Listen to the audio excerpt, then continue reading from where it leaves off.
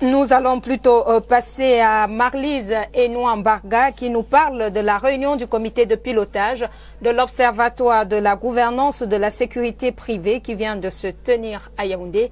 Pendant 2 jours, il était question au cours de cette rencontre de consolider les structures de cette gouvernance de l'Observatoire et d'élaborer un plan efficace de travail pour garantir le respect des droits de travailleurs de ce secteur qui sont les agents de sécurité. Marlise Enouambarga. On les retrouve presque partout, à l'entrée des édifices publics et privés et même dans certains domiciles veillant à la sécurité des biens et des personnes.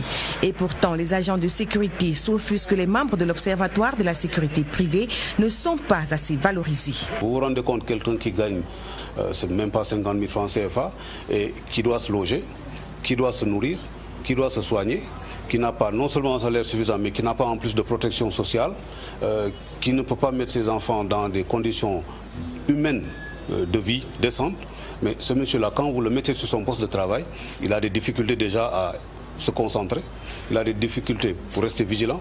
S'il n'a pas une conscience très élevée de son professionnalisme, il peut être soumis à des tentations. Le travail que mène l'Observatoire sur le terrain depuis 2014 est de relever les défis de ce secteur qui sont entre autres le manque de transparence et d'information et l'absence d'un cadre législatif et réglementaire. La sécurité privée est encadrée dans tous les États dans le monde par une législation.